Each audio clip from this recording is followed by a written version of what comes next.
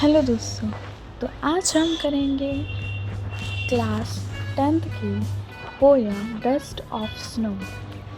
ये जो पोयम है ये बहुत ही ज़्यादा छोटी, लेकिन इसके जो एक्सप्लेनेशन है अगर आप पढ़ने जाओगे तो बहुत ही ज़्यादा डीप मीनिंग होगा। लेकिन उससे पहले हम इसके राइटर का नाम जानते हैं, जिसका नाम है रॉबर्ट फ्रॉस्ट।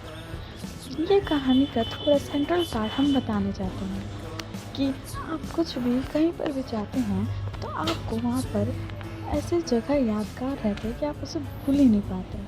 तो एक्सप्लेनेशन शुरू करने से पहले हम आपको बता दें कि आपकी बुक का फर्स्ट फ्लाइट में जो भी हार्ड पोयम आपको लगती है वो आपको हमारे चैनल पर आसानी से और इजी एक्सप्लेनेशन के साथ, वो भी एनिमेशन के साथ, वो भी फ्री में मिलेगी। चलिए शुरू करते हैं।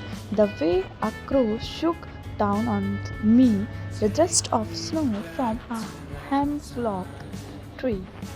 चलिए इसका एक्सप्लेनेशन शुरू करते हैं। पहले इसके जो कठिन वर्ड हैं वो पढ़ लेते हैं। शूक का मतलब होता है शेक, और डस्ट ऑफ स्नो का मतलब होता है पार्टिकल्स ऑफ स्नो, और होमलॉक का मतलब होता है a poison plant with small white flower, यानी कि एक ट्री जिसके ऊपर छोटे छोटे फ्लावर्स लगे हुए हैं। इसमें पोएट बताता है कि वो जो है बहुत ज़्यादा ही सैड है और वो जो है एक होमलॉक ट्री के पास चल रहा है।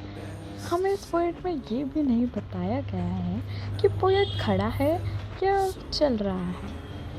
और तभी जो है वहाँ पर, यानी कि एक ट्री पर एक कौवा आकर बैठ जाता है, कि होमलॉक ट्री पर कौवा आकर बैठता है, जिससे, और हमें इस पोयम में ये भी नहीं बताया कि कौवा उड़कर बैठता है या फिर पहले से ही बैठा हुआ था। और जब वह कौवा बैठता है तो होमलॉक ट्री के ऊपर जो स्नो लगी रहती है वो स्नो जो है लेखक के ऊपर गिरने लगती है, यानी कि रॉबर्ट फ्रॉस्ट के ऊपर वो स्नो गिरने लगती है। यानी कि इस पोयम में लेखक कहता है कि द वे अ क्रो शोक down on me the dust of snow, यानी कि स्नो के पार्टिकल फ्रॉम अ हेमलॉक, यानी कि हेमलॉक ट्री से गिरने लगते हैं। यानी कि इसका साफ सीधा सा एक्सप्लेनेशन है कि जब वो कौवा जो है होमलॉक ट्री के ऊपर बैठता है तो उसके जो सारे डस्ट यानी कि स्नो के पार्टिकल्स जो है वो लेखक के ऊपर धीरे धीरे गिरने लगते हैं।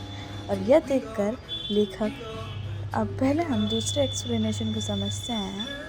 Has given my heart a change of mood and saved some part of a day I had rude। पहले हम इस रूट का मतलब समझते हैं कि रूट का मतलब होता क्या है। रूट का मतलब होता है हेल्ड इन रिग्रेट, यानी कि रिग्रेट से पकड़े रहना, यानी कि रिग्रेट को पकड़े रखना। तो इसमें क्या कहता है, जब वो स्नो जो है लेखक के ऊपर गिरती है तो लेखक जो है इतना ज़्यादा खुश हो जाता है कि वो, और उसका दिल तो फूल ही नहीं समाता, इतना ज़्यादा खुश हो जाता है। और पहले जब लेखक के ऊपर स्नो नहीं गिरी थी तो वह बहुत ही ज़्यादा डिप्रेस था, लेकिन स्नो गिरने के बाद वो इतना ज़्यादा खुश हो जाता है कि उसका दिल तो मानो भर ही जाता है ये देखकर। अब आ जाते हैं हम सेकंड लाइन पे।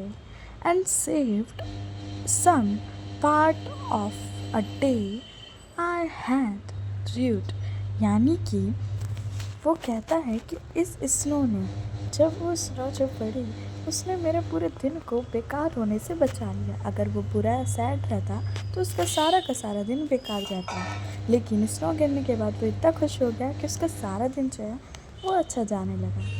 यही जो है पोएट बताता है, यानी कि अगर आप खुद परेशान रहोगे तो आपका दिन बहुत ही बेकार जाएगा, और अगर आप खुश रहोगे तो आपका दिन कब बीत जाएगा आपको मालूम ही नहीं पता चलेगा।